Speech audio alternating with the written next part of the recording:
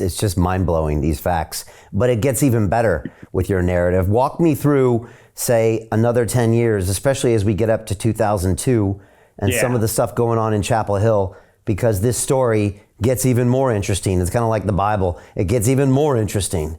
Yeah, well, so 1990, we find out that dogs and pigs still get sick. And in fact, when you inject them with the Pfizer vaccine, they die. So there's that problem. And it's really unfortunate, by the way, if a side effect of a thing that's supposed to make you healthy is death, it does feel a little awkward to try to pitch it as a solution.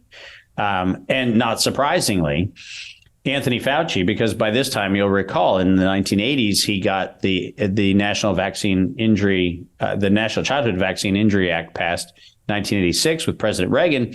And if we go back and look at what his dream was, in fact, he stated it, he misspoke on camera. He said invariably within his career, he meant inevitably, but invariably within his career, he was going to produce a universal vaccine. He was going to try to use HIV scare back in the 1980s to be the animating impulse to get the public to fall for a universal vaccine. And he thought, and researchers at the University of North Carolina, Chapel Hill verified, that you could take the coronavirus model and use it as a vaccine vector. Now, let me unpack what that means, because a lot of people don't know what that term means.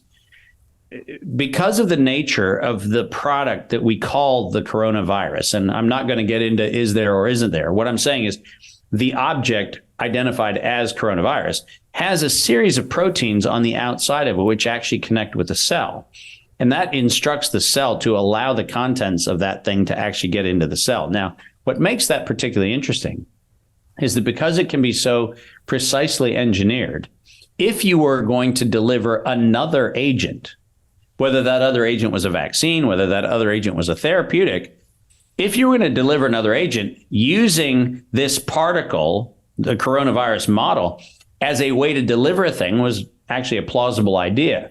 So plausible that Anthony Fauci in the early 1990s figured out that he was going to use the coronavirus model as a vaccine for HIV.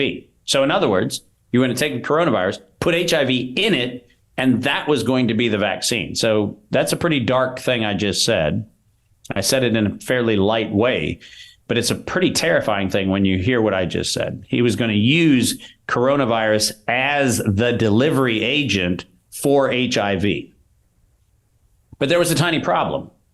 GlaxoSmithKline and others had this drug called AZT, which was being used to allegedly treat and really kill AIDS patients.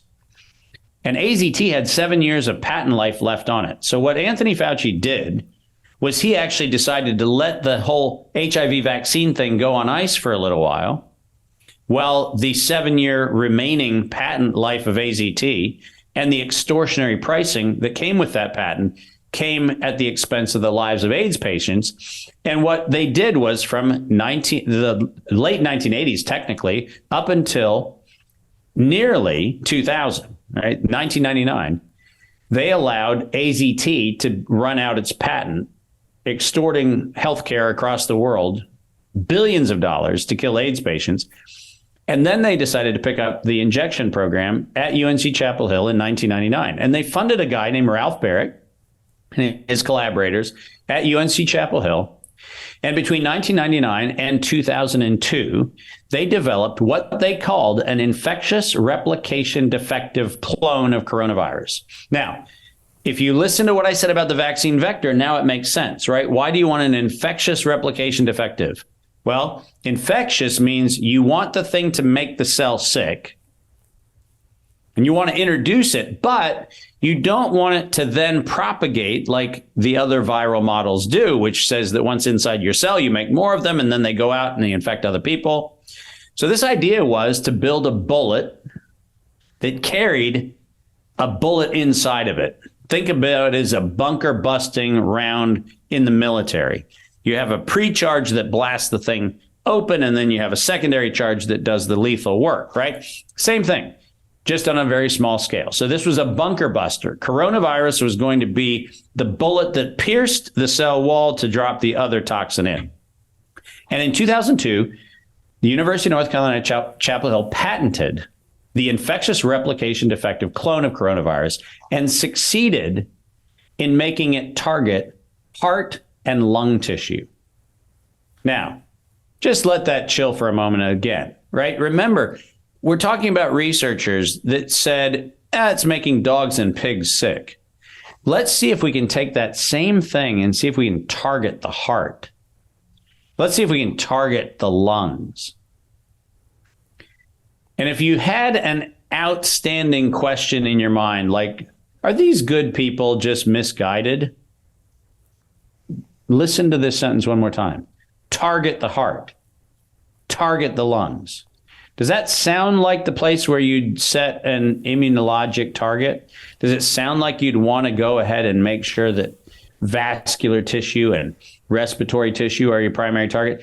I don't know about you, Brian, but the beating of my heart and the breathing of my lungs is something that I kind of want to leave pretty unmessed with. But that's not what they did. They actually targeted the heart and the lungs, and they filed the patent on it in 2002. And what makes that particularly important is we did not have SARS 1.0. Forget 2.0. We did not have the SARS outbreak in 2003 until we had already built the bullet and started shooting it. We never had SARS. There was no such thing as COVID-1 or COVID-2. We never had those things. We had a weapon that was dispensed in a population. That's what we had. So Jim Rickards has just recorded a video that's not available to anyone in the public, and he's going to be talking about how this upcoming recession is going to be fast, it's going to be bloody, it's going to be nasty. But at the same time, he's going to show you how you can position yourself to profit from all of this chaos. Now, we've made this video only available to our viewers. Go to londonreal.tv/Jim. Watch that immediately. I can't say enough good things about Jim Rickards. He understands the global economic system better than any guest I've ever had on London Real. His predictions are almost uncannily true, and you can learn how to profit from his vision, from his expertise, and his understanding of economics. So go to londonreal.tv/Jim or click the link below.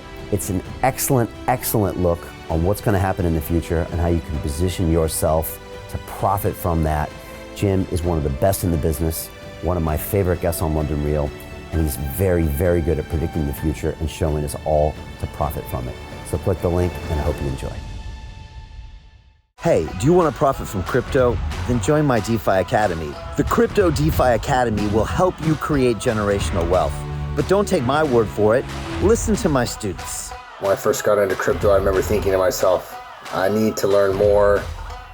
Brian Rose, learning crypto, learning DeFi, gotta do it. I am so grateful that I jumped in and did this. I had to break through some limiting beliefs that I can do this, that I can afford this, that I can be in this. It challenges the things that are deeply rooted within us. Joining DeFi Academy has been one of the best decisions I have made on my blockchain journey. This course was a life changer, a game changer, a huge eye-opener, coming from knowing practically nothing at the speed of the learning over 4 weeks was just fantastic. The information you provided in this class was invaluable. I feel far more confident in my next steps. You took complex concepts and made them easier to understand. What's different than so many other ones is it just doesn't tell you what to do. It actually makes you do it. This is for people who are serious about becoming traders. This is the way it should be done. I realized from this learning experience again that it is not about what you learn, but about who you learn it from. The energy was insane. I've never experienced such incredible energy on a live call. Brian Rose, you are a legend, my friend. It's the only thing in the market where you can get all information and learn everything what you need to know. Everything is so clear and so well done, and I'm just forever grateful for this program. It made me feel so much more confident about crypto than I did before. I did not anticipate how passionate I was going to become about it. It's also been like a big learning experience for me, not just in the crypto space, but just an overall balance of life. What I've learned is, how to take ownership, of my life in a way that I really hadn't before. Yeah, you can't put a price on that, really. I would recommend it to anybody, top notch. Excellence does not come cheap. So if you want excellence, you gotta pay for it, but it's so worth it. Pull the trigger. That's what this course is about. You're not going to regret it, really. It's amazing. Thank you, Brian and team. So what are you waiting for? Crypto is happening now. Click the link below, submit your application, and let me mentor you on how to create generational wealth and build the decentralized financial infrastructure of the future.